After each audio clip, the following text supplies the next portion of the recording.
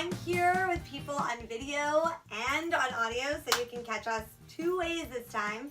I'm here with Nancy and Audrey of the Community Coalition on Race, and we're going to have a great conversation about what the Community Coalition on Race does, the history, and calls to action, because we all know that every organization in our town could use our help. So I want to hear about that too. So I'm going to have these lovely ladies introduce themselves, and then we're going to chat. Okay. You want to start? Go right ahead, Nancy. I am Nancy Gagnier. I'm the Executive Director of the South Orange Maplewood Community Coalition on Race. I've been in that role 10 years as of this past August. I've lived in the community for 22 years. I lived here as a child. My parents lived here, so I have a long history with the community. And my role is to work with the board. We are a volunteer organization with a very small staff, Audrey and Nancy, and a part-time office administrator. I work with the board on strategies, policies, finances, budget, and mission, achieving the mission, and working with the program director on developing what we bring to the community. That's great, thank you. And I'm Audrey Rowe. I'm the program director for the Community Coalition on Race. Have been in Maplewood for 36 years. Wow, time goes fast. And I've worked with the coalition for 20 of those years. Started out as a volunteer in the marketing area, and as I got more involved, the organization wanted more of my time. I wanted to give more of my time, and I came on staff. So I've been working as the program director on a part-time basis. Since about 2000. Wow. Yeah. And I mean, it feels like yesterday. Everything is so new because the world's constantly changing, and the work that we do is so important. It needs to change as well. I live here with my husband, and I have two daughters. They're both grown and about. And I'm excited to talk to the community today. That's awesome. Thank you guys so much for being here. And I have lived here for 12 years, and I've learned a lot more about you as I've kind of grown up in the community myself, having kids, being a teacher in the district, and I see that you already brought a coffee house flyer. So that was one of my first introductions, was coming to some of the coffee houses the past couple of years, and then just finding myself seeing you everywhere, because we said we see each other everywhere at so many other events. But I'm really excited to learn about CCR, for short, right? And the history of how the organization came about. And I loved how you talked about evolution, because times are always a-changing, and the fact that the organization thinks about that and tries to come to new missions and goals, it just makes me so happy. So I'm really excited to talk to you guys. So tell me a little bit about the history of the CCR. How did it come about, and what were its first missions? We're going to share this responsibility. responsibility. As always, We finish each other's sentences. Yes. But it's funny, I'm just going to comment on the fact that you shortened our name to CCR. Oh, Nancy, I was going to call out on that one. Anyway, go ahead. Yeah. So we know there are so many acronyms in the community, but internally, and we try to promote this outside, we rarely ever shorten it. The most we shorten it to is Coalition on Race. We want people to say the word race when they say our organization's name. We never want people to lose sight of the fact, or to hear, we want them to hear that what we are about is racial integration. That is always a part of the mission. The mission statement has changed. Maybe there have been 2 or 3 iterations. Race has to be top of mind for the community. So thank you. I will never say CCR again, and that's a good thing. Thank you. All right, go ahead. You can start. You've been around longer than I have. You can start with it. You want to start with it? So Community Coalition on Race. We grew out of what I call a dual imperative. One was moral, one was economic, basically. The coalition was formed at a time that there was change in the demographics in the community, and it was moving what seemed then like very quickly from being a totally or predominantly white community to having large populations of black folk, people of color, come in from our surrounding neighborhoods. And in response to that, some people panicked, and I'd like to go on camera and on record now of saying the biggest supporter of problems with race is fear. Absolutely. Fear. I totally agree And with that fear is what was foremost in the minds of people who didn't know quite what to expect, and so they decided to put a sale sign on their lawn and move to what they Right. thought might be greener pastures. But we all know better now. Oh, for sure. And so, so we wanted to figure out how do we stop that tendency, that trend, and the other side of that was a moral imperative. That as people of color started to move into, there was resistance. There were some very ugly things that happened in our community. There were paintings on people's buildings. People had their tires punctured, all kinds of things like that. And in our usual fashion of SOMA, South Orange and Maplewood, rather than people shaking their heads and saying, "Oh, that's a shame," people rallied. That's great. And we had a Harmony Day down in Maplewood Memorial Park, where people, black and white, came together as a show of solidarity, that this is not who we are and this is not what we're going to tolerate. Wow. So that happened in the early 80s.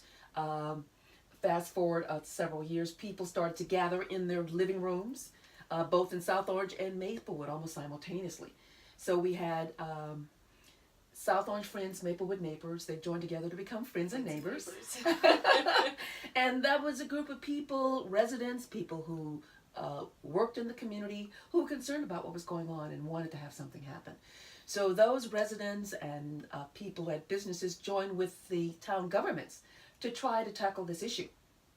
And we looked around smartly, knowing that we weren't the only people at this time going through that change. Yeah. Who else is going through this, and what have they learned, or how they responded? And we discovered there was a consultant who was supporting and living in Ohio, and he was working with the Shaker Heights, Ohio community, and also had done some work with Oak Park, Illinois. Wow. And so we called him down, Don DeMarco, to meet with us and talk about what he had learned and what the communities had done, and decided to hire him as a consultant. And so with monies from both town governments, Maplewood and South Orange, so from the very beginning to this very day, our governments have been supportive of this issue. And that says a lot, because there are groups across the country who formed but are not here today. Right. Because they have not been able to sustain the effort and have not had the commitment from their local governments and from their communities. So kudos to our governments, kudos to our residents. You're giving this. me goosebumps, Audrey. No, because I feel like that's how things are, that's how you were here for so long. That's Exactly. How that's, Exactly. without the government, without the people who are voting for the government, it's all encompassing. Exactly. It's really important Exactly. to hold space for these issues and for these changes to be made. Yes. Huge. Yes. You want to take up? Yeah, I'll just pick up from what you said about the support of the government. It is so important, and you're right that so many other groups that have formed in other communities may not last, because it is a grassroots organization. It's very local. We do have an influence on other towns, surrounding towns. We get calls from all over the country, which we'll talk about a little bit more later, but it's hard to start this and to serve your community when there are so many other needs and demands if you don't have the backing of the municipalities. It definitely shows that it's a statement about who we are. Right. And having the Don DeMarco, who Audrey mentioned earlier, he set us on this intentional integration path. He calls himself an intentional integration consultant, and that's really what he brought to us. And I'll also add to what Audrey said about the demographic change in the community. When he was called in, when there was real concern, it was around the mid-90s, around 95, 96. Some of it was anecdotal, some of it was, bore out in statistics. You could see that the community was changing its demographics. And it caused a lot of people, it caused alarm, as Audrey said, fear, because they didn't know or understand what that would mean. And it had so much to do with Don DeMarco's intentional integration process was really connected to marketing the community and the economics of the community. That's how you first, or a community can first save itself from change that might be detrimental. Can I piggyback on that? That's a great point. And put your comma, your pen in Yes. your pocket. I don't want people to think that's all we're about, though. That's what I'm leading up to. So. Right. Well, the thing I wanted to mention is people think about what we do as this very soft, poofy kind of thing. But Don's approach was very scientific. It was based on the economic model of supply and demand. And so the whole idea with being successful with integration is to create a situation, a community that everybody wants to live in and be in. So you're attracting people from all races and sustaining that. I just have to say, you're both answering the questions that are in my mind. Oh, good. Because the question I was going to ask is how, you mentioned fear before. And the question that I want to ask is, well, how do you overcome that? And it sounds like marketing is really about education. And it's really about showing people who we are as a community and why everybody being here that is so diverse, so different, so culturally different, racially different, all the differences, but racially very being intentional about that is meaningful and makes a beautiful community. And I think once you show people that, then the fear, it just recedes because you're showing people without lecturing people. Like people don't need to be lectured. They need to be. It's like what we do in school: show, don't tell. You got to demonstrate it. So that's amazing, and I'd love to hear. Yeah, keep going. I was going to add that word. That's not all we're about. That other half that Audrey mentioned, the moral imperative. It has to be a combination. You have to work on both fronts. So the marketing part is important because you're selling your community as an inclusive community. But that can't be fake. That has to be a reality in the community. So yes, it was an economic plus to homeowners and to realtors to open up the market to everyone, to people of all races, because now you're selling to a lot more people. But you've got to convince the people who are living in the community that this is a good thing for your housing prices.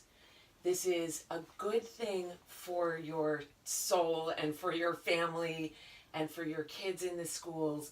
And then we have to work on making that a reality because the community has to live that inclusive and integrative idea that otherwise you're not going to get the people to move. I see the circle.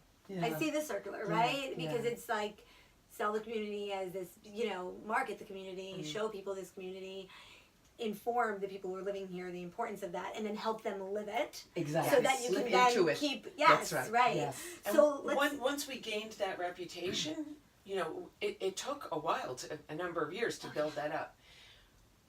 It's been an ongoing slog because people move in and out. There are different leaders in place. The schools are run by different people. So on every front, and in all aspects of community life, we have to keep working. We have never had a moment of rest where we could sit on our laurels and say, okay, we're integrated. We're integrated. Everybody's happy. Black and white people get along. Whites acknowledge their privilege. It has never played out that way. That's why we're still here. It's still the work. And those dynamics are so important because depending upon what's going on in the world, we focus on different areas and different groups. Because integration, it's not a fixed entity. It shifts as people move in, people move out. In some cases, we might be saying that in order for us to be a truly integrated community, and there's no magic number, by the way, that we work toward. We don't do quotas. We say, oh, now we're integrated. Oops, we're 2 people off. Now we need to go and get 2 more people. But it's a general sense of what's going on in the state, what's going on in the region, what's going on in our community, and just making sure that we're always in a good mix. And so depending upon what the issue might be, we might be working to support the underrepresented group. In the schools, it might be at any given point. At one time, for example, we were very concerned about the high school and how it was becoming predominantly black. That is shifting, has shifted, and is continuing to shift. So vigilance is a key criteria for our organization. We have to always be paying attention and looking at things through the lens of race to say, what's going on? How does this affect our integration and inclusion? And how do we respond to maintain and expand what we revere? And then I meant, when I talked to Nubia, that was really a great explanation of the history and how you move forward. And something else that Nubia and I talked about was integration and also intersectionality. Ah. So, looking at the underrepresented groups, of course, in the light of race, but you also do work for other groups or with other groups and thinking about that as well. So can you talk a little bit about that? You want to start, Nancy? Well, the first way I'll start is to talk about the fact that we work on black-white issues as an organization from the beginning, but we've always had to consider socioeconomic status as well. It's sort of built into what we do because, as Audrey was talking about, we don't have quotas. Well, we have to work with the schools and how well they're integrated, whether it's by classroom or by school. We haven't always fully achieved that. We certainly have never achieved that in the high school. So socioeconomics has always been part of that conversation.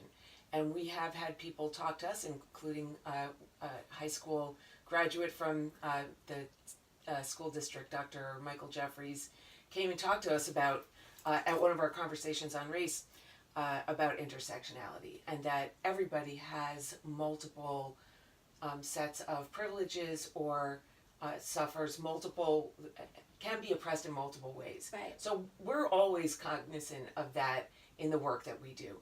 And I know that we want to talk about other racial groups and ethnicities and how we serve them. So I'll let Audrey pick up from there. Well, when you talk about intersectionality, you have to look at how we saw ourselves from our very inception. We are the community coalition on race. We always saw ourselves as not standing alone, but working with others to develop and support and expand the mission. Right. Intersectionality for us is both an opportunity and a challenge. The opportunity is to combine with people who share our sense of working for social justice. It's also recognition of the fact that no matter what group you're in, race seems to be an umbrella issue. If you are a woman, that's fine. If you're a woman of color, that's a different issue. If you are LGBTQ, that's one thing. If you're LGBTQ and you're of color, that's a different thing. Right. Whatever the area, race always comes in. If you are of a different group, if you're Hispanic, you're in a particular ethnic group. But if you tend to be, of color, it's a whole different thing. So race connects so many different groups and so many different issues. And to the extent that we can acknowledge that and work toward that in the groups, it expands the army, the force that we have to work together. Sure. The other side of that, which is a challenge, is that race has been around forever, the issues around race. And it's very persistent. And I think it's because we don't put the focus, whether it be time, energy, and money, into really solving the problem, and so there's the concern that when you work at intersectionality, and you're working with other groups, that the whole issue of race can become diluted. It can become secondary. And for us, that's not an option. Right. No. We want to keep it first and foremost. And to the extent that we're able to tackle that, I think that some of the underlying supports that keep race in place are the same things that divide these other groups. Right. Yes. And when we tackle those things, that whole house of cards will fall apart. It's a great way to explain that. And also, I would just add that, if we were another community, like I had a brief time in Palisades Park before we chose Maplewood, and we were very intentional about what community we moved to, especially after our experience living there. There was a lot of tension between Korean immigrants and the whites who lived there and had lived, a population that had lived there for a long time. If we had a coalition there, the basis of it may be different, but we are serving a community in which 34%, up until very recently, is made up of black people, or 61% or 58% are white people. We do have a presence of Hispanic. We do have an Hispanic population. We have an Asian population. It's much smaller. We're inclusive of all groups, but we know that when we work on black-white relationships, that does tend to raise everybody else up. Yeah. Because the level of oppression, the history of oppression against blacks in the United States is so pervasive that, you know, when we work on that, it definitely helps other groups. So something you mentioned, I mean, it just, when you talk about Palisades Park, it made me think of this. You're called upon by other groups to do what? Are you called upon for them to come in and kind of look at what you do, or for them to figure out how they could do it? I mean, I'm just thinking about some other towns that are nearby that are struggling in other ways. And even, you know, it has been heartbreaking for me to hear, and but also a chance for me to educate, you know, when people say, oh, all these people are moving in, and I'm like, well, what people? And what are you talking about? You know, and as a person who very much understands, I feel I'm always working on it, but understands my privilege, understands my whiteness, I can tell what that code is, what that's code for, right? Yeah. And so it's the same thing as being a parent with a child with special needs. I mean, there's definitely some like coding, and I'm at the point now where I feel like I can now be more educating versus getting upset by it and letting that limit me from being able to help somebody else learn, which is what I feel like my goal and purpose is. So, all that said, how do you help other groups? What are some things that you do? I mean, you said you get calls from across the country. I'd love to hear a little bit about that. Yeah, we've been called on by places in California, in the Midwest. Of course, I'm not remembering the communities' names at this point. Most recently in New Jersey, we worked with people from West Orange, Union, the Morristown area, including Chatham and Madison. People from the College of St. Elizabeth convened a group so that I could come and talk. We are scheduled Summit Summit multiple times. Yes. And Berkeley Heights most recently, I mean, they called us. We are going to be speaking with them. I'm so glad to hear that. Yeah. I really am, because I know so many people who have said, you know, we visited some other towns and we just couldn't choose anything but Maplewood because they've got the infrastructure, they've got the support, they've got the organizations that really work on this, and you know, I'm glad. I'm sorry. No, a lot of these communities are in a good position because they're not. Sometimes they are reacting. Oh, Scotch Plains is another one. That's right. Sometimes they're reacting to things that happened. Children not being well served in school, racist incidents. They often come to us and they want to know how to solve that.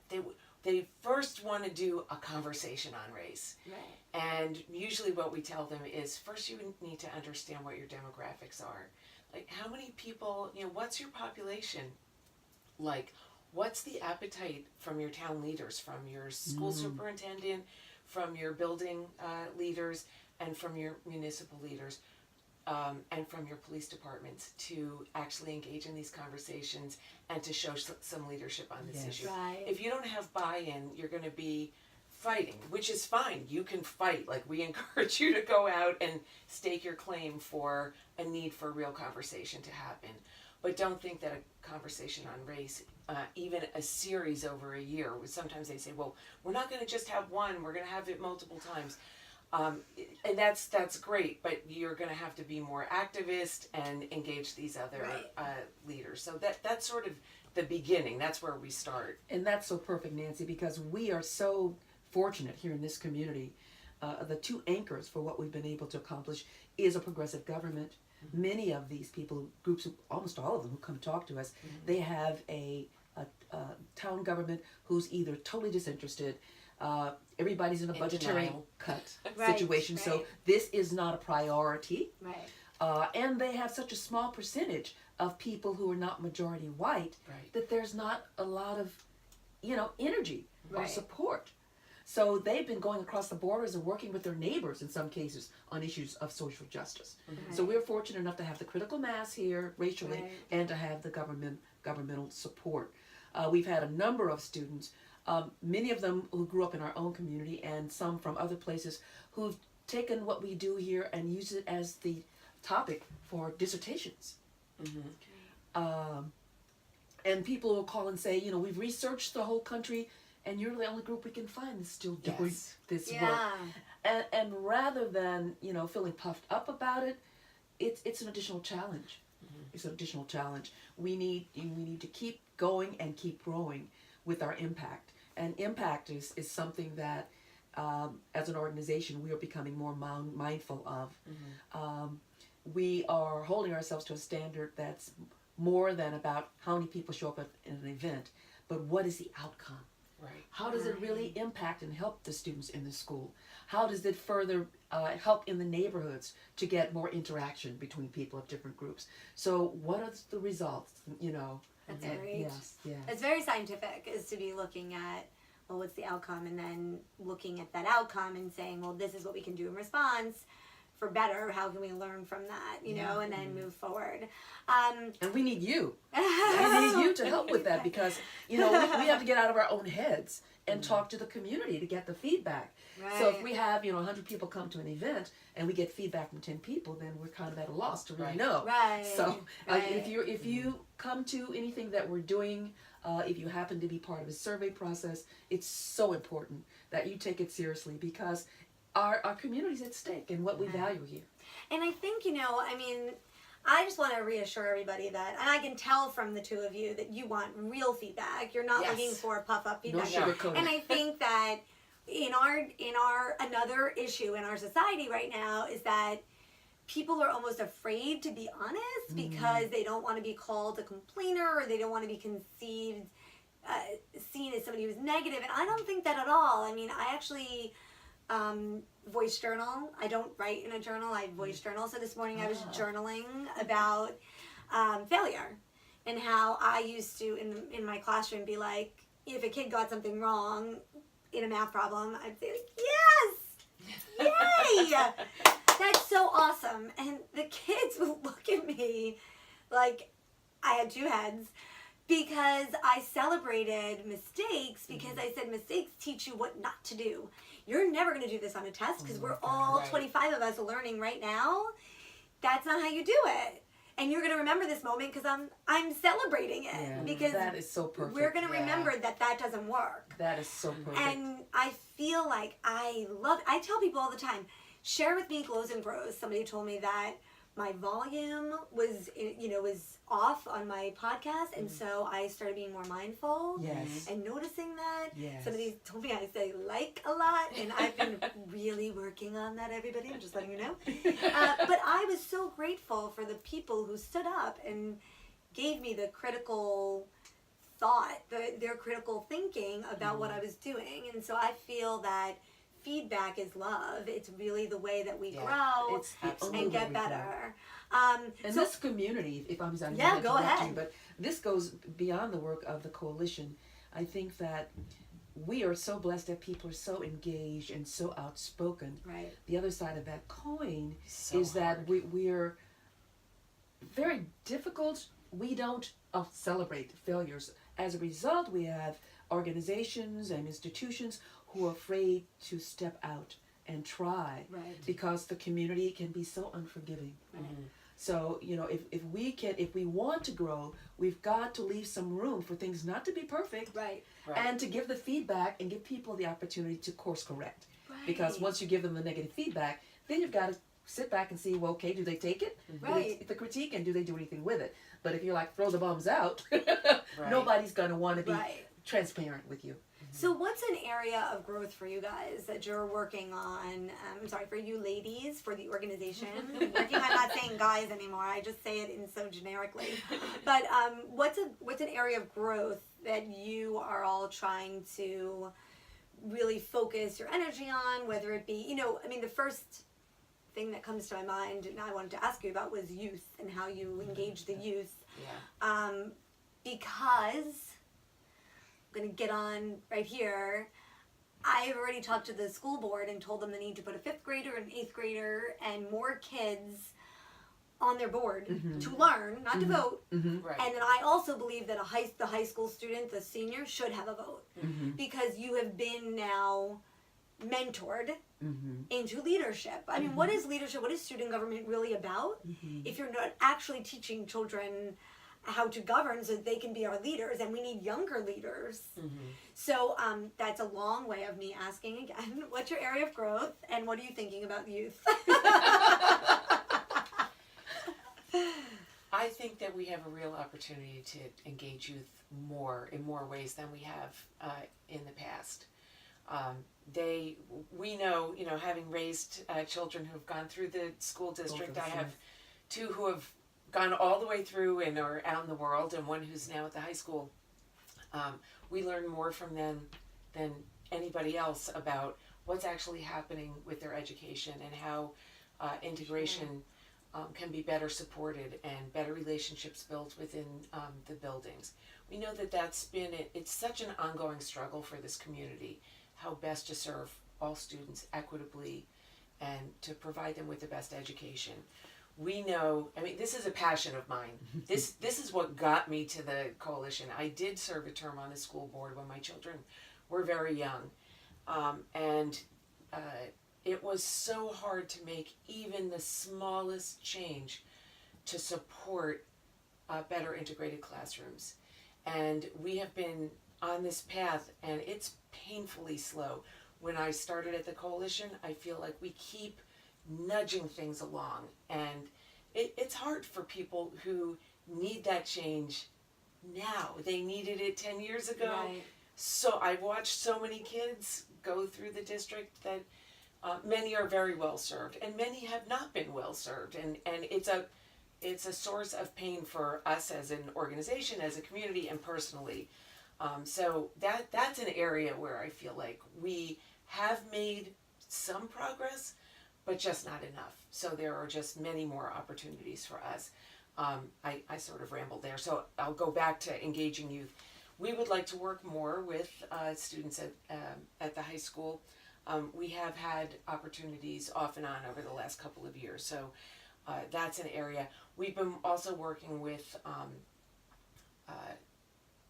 younger children, not ourselves, but we've established this SOMA integrated play group, which our former trustee Kelly Tianga, that was her idea, and it works through our schools committee, but a lot of helping parents to build relationships and helping kids to build relationships from that very early age that they don't often get to have because of the nature of our preschools, which can also be racially segregated. Not always, right. But they can be. Right. So we want to provide people the opportunities early on, even before they step foot in the school system.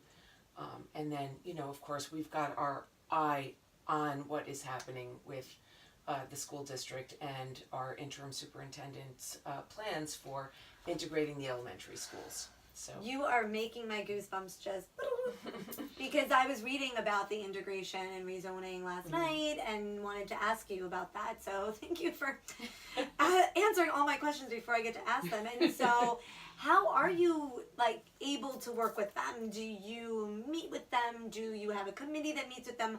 I'd love to know a little bit more of the behind the curtain kind of information. I can take that. We have a schools committee, okay. Which focuses on all things school related. We don't try to change curriculum, but we look particularly at those levers that impact our integration and inclusion. So we work with, what is the composition of students racially?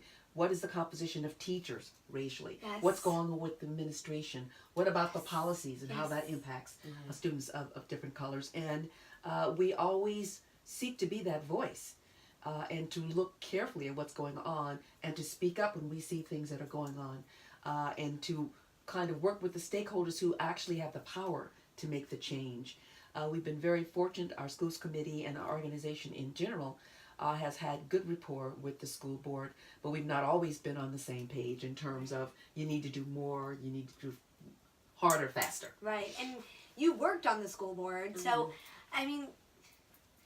I try not to be so impatient about it, but my emotions definitely my emotions get the better of me. Yes. I try to be, and it's not that I am impatient about it. I try not to get so upset that I can't be actionable. So yes.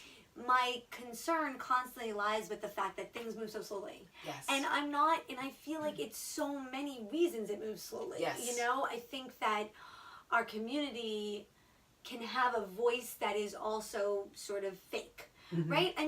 Our community doesn't stand together and have a loudspeaker. Right. It's this, some of it's perception, some of it is the way people are on, the voices on Facebook, but why aren't why aren't we just doing it? Why isn't it just happening? I think it's the struggle between individual and community. We look at my children sometimes with a small m. Yeah. So how is this going to impact the people who sleep under my roof rather than my with a big M? All of the children in our community. Yes. And sometimes it requires, it's attention, it's a sacrifice. Right. You know, Right. and parents struggle with that.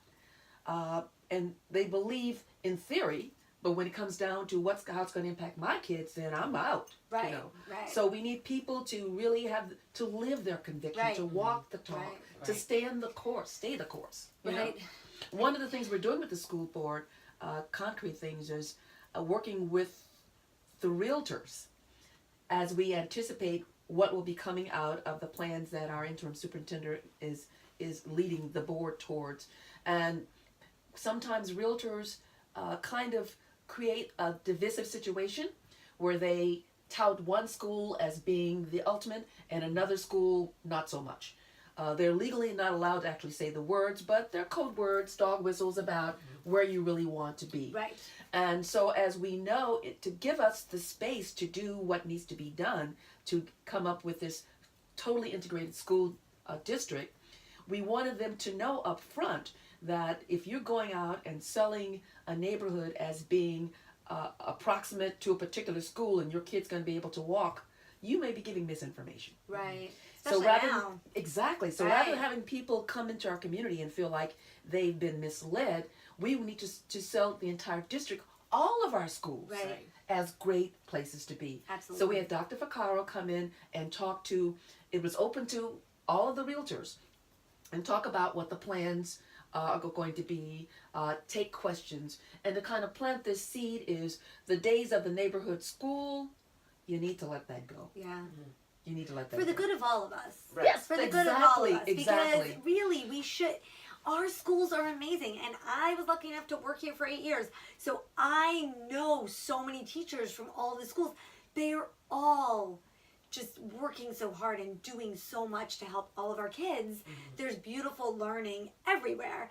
And of course, let me just say, of course there's room for improvement everywhere. But the goal is, let's help everybody think of our district as, it doesn't matter what school you go to. You're going to get a great education.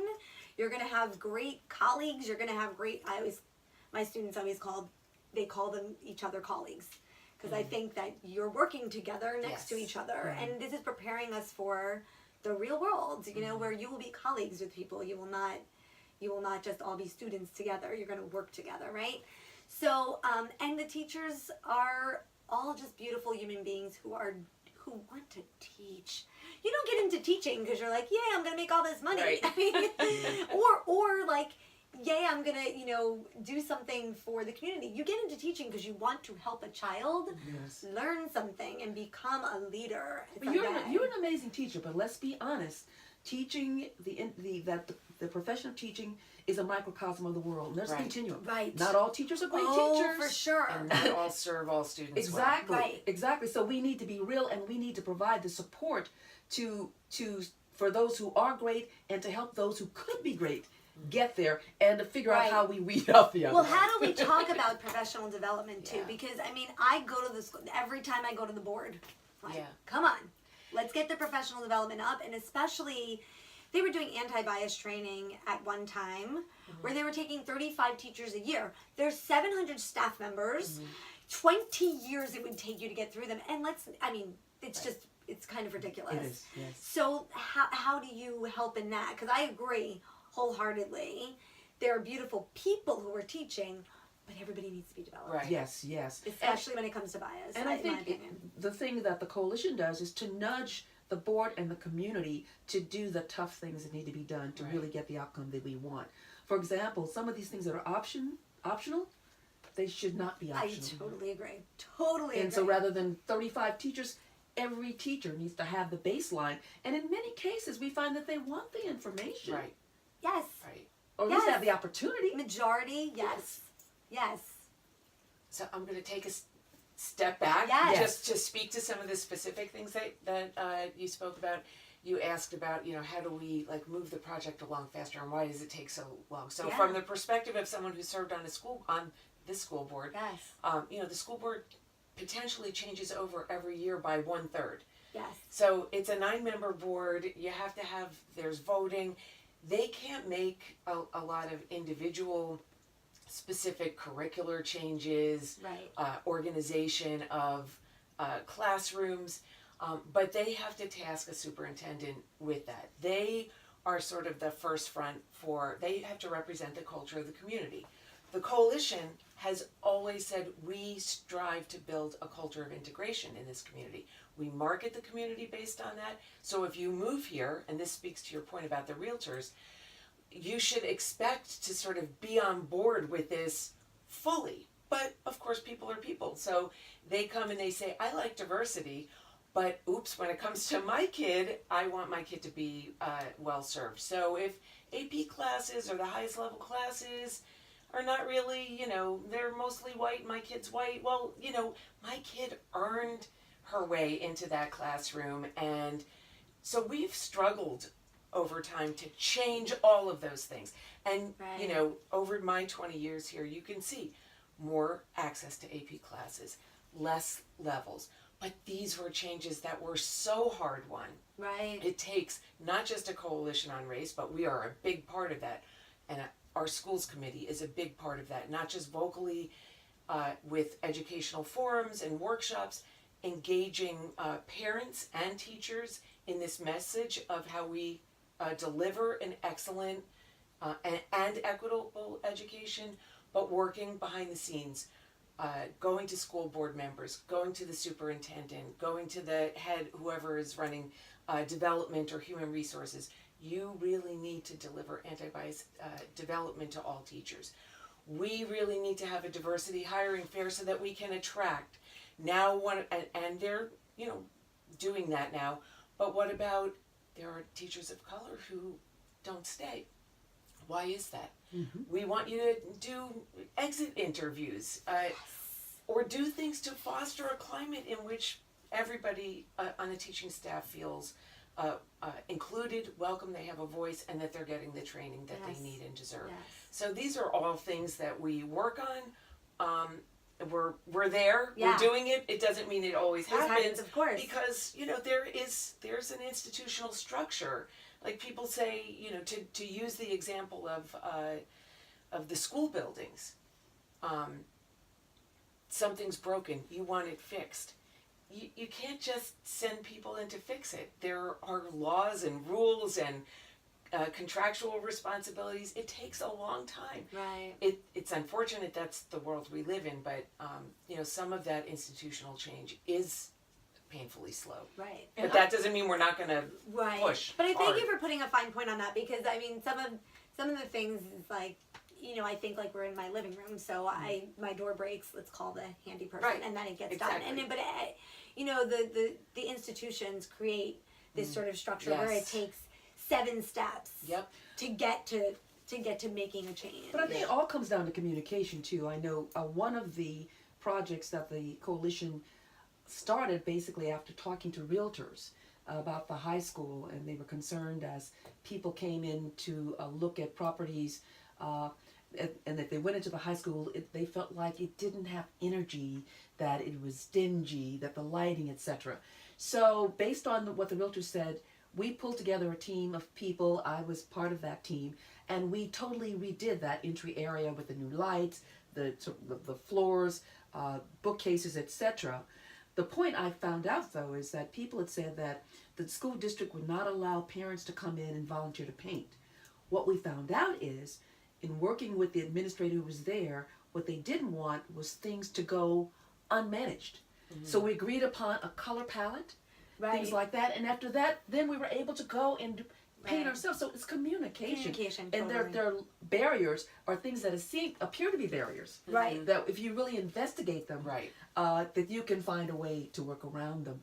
I'd like to shift, if I can, Sure. in the work that we're doing, not just from the schools, because so much of what we do is related to the schools, but the community needs to understand that there are other key levers Yes. related to integration in this community. When we talk about housing, for example, I mentioned when I was describing Don DeMarco's principles about sustainable integration of the supply and demand. And people, everybody wants to live in a community that's bright and beautiful, etc. And so one of the things we've worked is it's been demonstrated that a community stays integrated when the homes are well maintained. Yes. So the coalition has put together a home maintenance loan program that recognizes the fact that sometimes circumstances, let's say we have seniors who've aged in place, their income's not the same, whatever the circumstances, people sending off 3-4 kids to college, Right. you don't have the money to do the maintenance that you should. So we have a home maintenance loan that's available to residents, Maplewood, South Orange. You've got to reside in the home, so it's not a situation where flippers can come in Right. and abuse that. And it's based for beautification from the curb. So if someone's driving through our community, every home they see looks great. Yeah. Whether they're driving through Hilton or whether they're driving through Newstead, whatever the community, Right. it all looks great. And we have these loans available at prime interest rate, and you don't have to have this glowing credit to get prime interest rate because the money comes from us. Mm-hmm. We put together a fund that was begun by both towns contributing and by a national integrationist organization called Fund for an Open Society that I'm not sure if they're still around, but we've restricted these funds so they can be used only for a particular purpose. Mm-hmm. So if people who live in Maplewood, South Orange would like to do a home repair that's external, so it's got to be a roof, a sidewalk, windows, doors, garage, something that people can see when they're driving through, we will offer them up to $5,000. They have 3 years to pay it back at prime rate. And we've had too few takers. Mm-hmm. We don't have an unlimited fund. Right. But what we do with the way the program's set up, as people pay back, and we just had one of our loans repaid, that money and the interest goes back into the fund to loan to the next person. Wow. So if anybody out there, has home repairs that you'd like That's to have done, we would love to support in that way. To keep, because when we say when your house looks good, we all look good. We all look good, for sure. Exactly. So, and all of the information, including the forms, the application forms, are on our twotowns.org website. And you can go in and just print them out and fill them out. We're going to be doing, have presence at the upcoming Senior Housing Fair. I believe it's been slated for November the 4th. Okay. And we're actually going to show up and help not only present information about this option, but we're also going to help seniors fill forms out.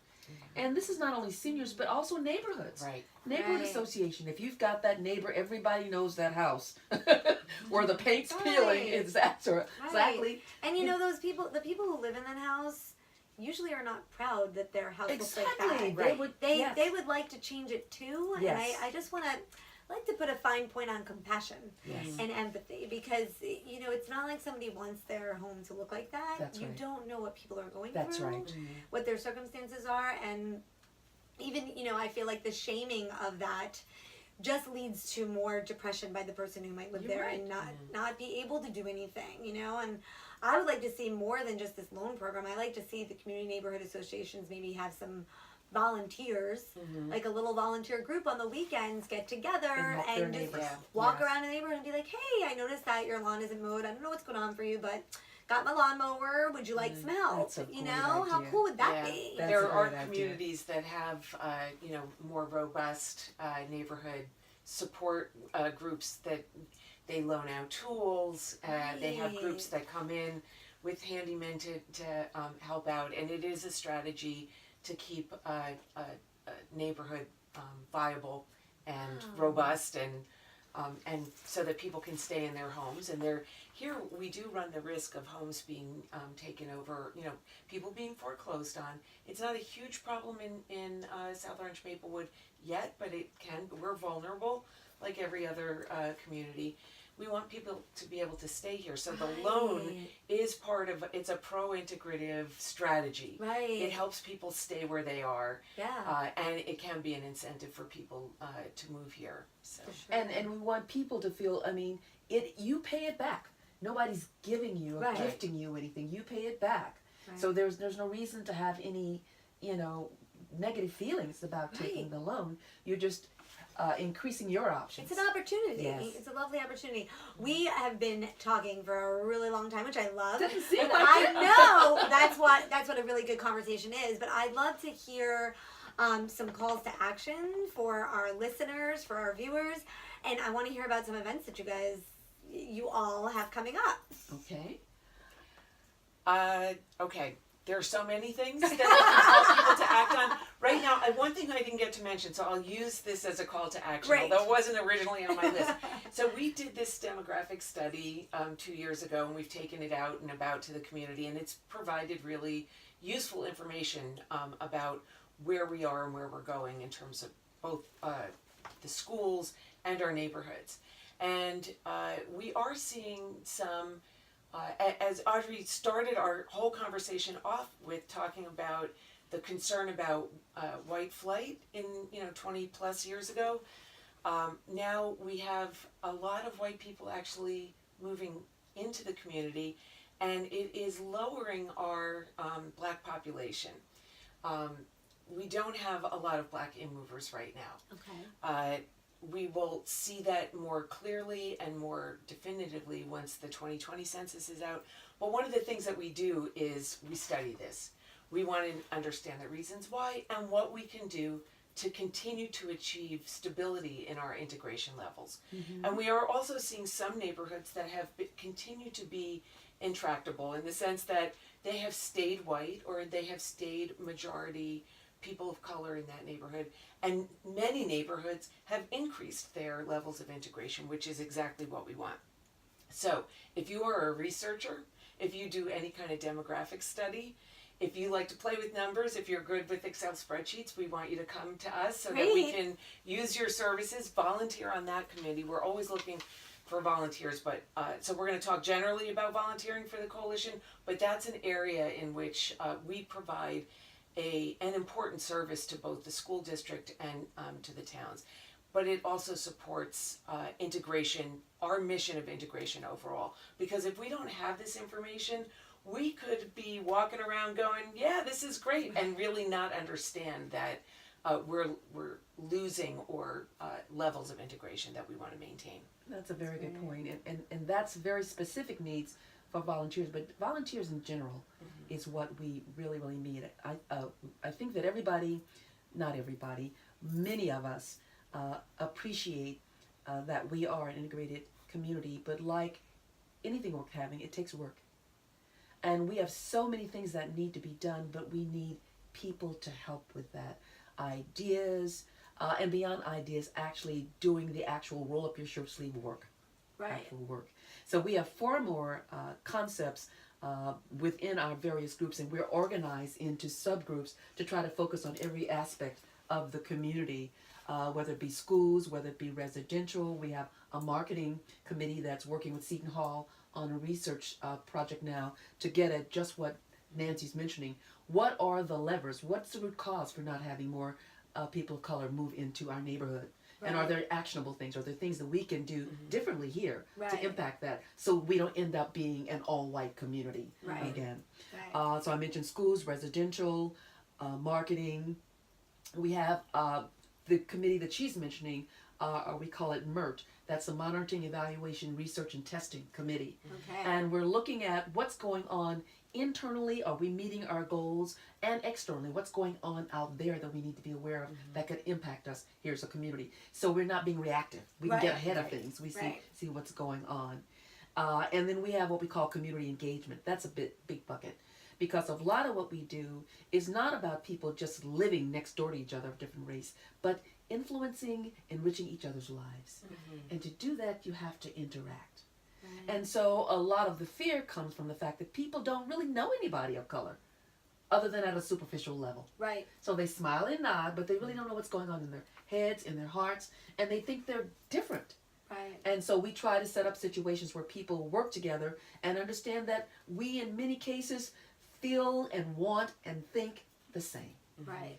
So whether it's working on a project, whether it's an arts-related workshop, whether it's a civic engagement workshop where you're learning how to work and be part of different communities, these are things that are important for us, and we need people to staff all of that. Right. Also, financial resource. We are a 501c3 organization, which means we don't get big bucks, dropping out of the sky. Right. The majority of our funds actually come from you. Yes.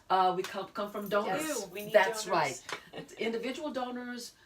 We get a significant amount of our resources from our town government. I think it's around 38%, if I'm not mistaken. And then we try to raise the money. But we'd much rather be working on programming to support integration than figuring out how to pay the bills. Right. Absolutely. So we ask people, we have 2 big fund drives every year. We have one in the spring and one at the end of the year, where we ask people who believe in the mission that we have to kind of show that in your checkbook, on your credit card, donating to the coalition. So we need human resource, we need financial resources, and we need ideas. People who agree or don't agree with us, we need to hear from you, quite frankly.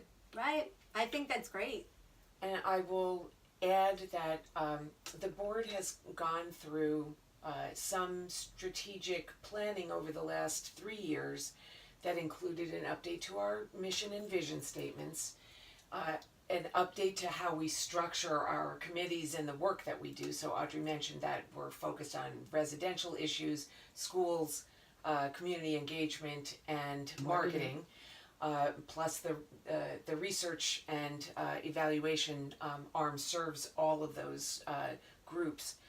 In addition to that, because we're so resource limited, we really want to focus all of the efforts of those groups on aspects of the mission over time. So we've developed just recently 2 new initiatives that will provide the umbrella for these groups to work on over the next 2 years. And I don't have them in front of me, so I can't read them out, and wording is boring anyway. But essentially, we are looking at how to best reach our target groups, to market to target groups, so that we maintain in-movers that support the fully integrated community, and how we support the people who already live here.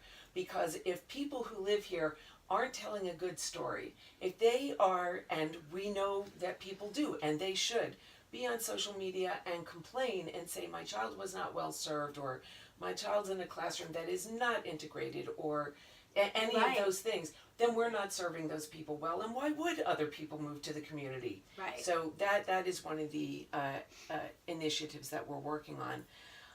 In terms of upcoming events, I'm going to piggyback on the donation thing. Yes, we have our appeals, so we certainly hope that people will donate to our appeals. And you can donate anytime on our donation page. And you can be a subscriber, so you can do monthly donations as well. But we have a big fundraiser, our celebrating integration. This year the theme is local businesses are community champions, and we are honoring Julie Pauley of the Able Baker and Unique Ranieri of Papillon in South Orange. Wonderful community supporters. They own local businesses, they run them, they conceive them, they love being in Maplewood and South Orange, and they have personally supported the coalition in both financial ways and other ways as well. When is that? That is October 13th at the Woodland. It's $100 a ticket. You can sign up on our website, or you can call our office for to get an invitation. One other really important event I want to mention, I don't want us to run out of time. That's okay. Because so much is happening with the school district, and Dr. Ficara and the school board they have gone out to promote the changes to the buildings, and to ask the community for a whole lot of money that we know we need. We need to reconfigure how our buildings are for safety and structural reasons and so many other reasons. And he has said that this will support a pro-integrative strategy for the elementary schools. So we want to engage, our schools committee wants to engage the community in a conversation about what integration looks like, both within the district and regionally and across the nation. So we are fortunate to have Assemblywoman Myla Jacey, who will provide the local context. She was BOE president for many years. I served on the school board. with her at one point, and she works on education issues throughout the state. So she'll provide the local context. Professor Elise Body is a professor at Rutgers University in the law department. She also works on civil rights issues, speaks about these things. She is a part of the state lawsuit through an organization, not personally, that is focused on how we can integrate New Jersey schools overall. Yes. So we're very insular. We work on our problems here, but we have to see ourselves also in the context of the county, the region, and the state. We are a highly diverse state, and we are terribly segregated. Right. So we want people to come and hear that message as well. And when's that? That is October 2nd. Okay. It's a Tuesday night, and I don't have the location yet. That's but okay. please, Check our please, website. and our Facebook page. Well, you know me. As You'll soon as you find get it. me the information, well, and when I get the information, just because I interview you now and you go on my next podcast, doesn't mean that I won't mention any Excellent. other events going forward. And So we I'll get encourage that. people to come. This is a great way to balance the emotionalism of this with true information. yes. As she was saying, Professor Elise Bodie was also the director of the NAACP National Defense Fund on Education. Wow. So she knows this stuff in That's terms of the incredible. litigation standpoint Yes. too, as well. And the other thing I'd like to mention, and I know we're running out of time, That's okay. is we're at the point every year we are very intentional about how we work and how we structure ourselves. So our board is constructed so we have a balance between South Orange Maplewood, we have a balance between black, white, and we are at the point now that we're taking in nominations for trustees. It's very important that our board reflect the community. Yes. So we wanted to reflect it not just black, white, but also the what we call the emerging groups in our community, those populations that are under 10% Asian, Hispanic on our board. So we'd like people, if you are asked or if you have an interest, to consider coming forth and being a part of the whole decision-making planning process that helps to shape the work that we do. That's And I will wonderful. give a special shout out to South Orange folks because we are Maplewood heavy right now on our board, and we really, really do want more South Orange representation on our board. But we won't turn you Wonderful. down. Or no. And I want to talk about Yes. your most upcoming event that's going to happen Yes. right after the podcast I don't know if drops. you can see this. This is a flyer about our coffee house discussion. This is an opportunity for neighbors to come together and talk about race-related issues in a casual environment, candid environment, facilitated so it's not everybody just going hog wild, a respectful way, Right. in a way to learn and also to possibly surface some solutions. We are starting this year to work on a different model.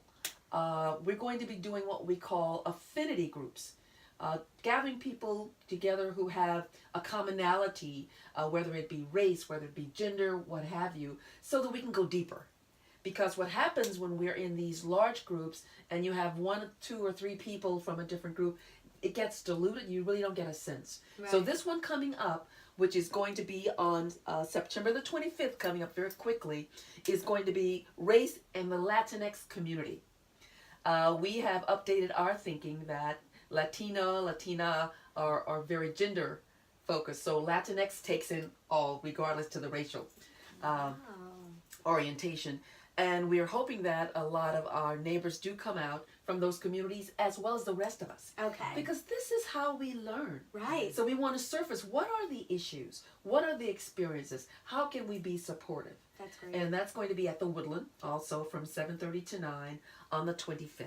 Of September. And we're encouraging people to RSVP so that we can have the proper setup for seating, and it can be a conversation that's mixed, not just people talking to themselves in Right. terms of their perspectives. Wonderful. And this is free. Everything that we do, Yeah. except for fundraisers, is free. We rarely ever charge an entrance fee. And I don't think we've done so in years. No. Only when we have to, support other professionals do we do that. So, Yes, the Right. donations really help. yes. Yes. Okay, you guys heard it. Donate, donate, donate. And you can find the Community Coalition on Race on Facebook. Yes. Yes. Coalition on Race. Instagram. Yes. Not so much. We're not using it as much. We're trying to We're do We're that. working toward that. We need Yes. younger volunteers to Yes. help us with that. We have Social a media Twitter volunteers. feed and we have Instagram. We have a YouTube channel. We use our Facebook page quite a bit. We try to Extensively. post all of our events plus informational pieces on the page. And we have a website, twotowns.org. That's the heartbeat. The Okay. And we have an e-newsletter Yes. where monthly we give updates on what we're doing as well as other activities. So we encourage everyone to be on our Yep. subscriber list. And we do not Wonderful. bombard you with stuff. It's a once a month newsletter with a few blasts that will update you on an upcoming event. Wonderful. Thank you, ladies, Thank so you much for Thank being you. here. us. This We is loved great. I don't mind at all that we went over time because it's my podcast. I mean, I could go as long as I want. So thank you all so much. And as I usually end, I'm going to say, we are out.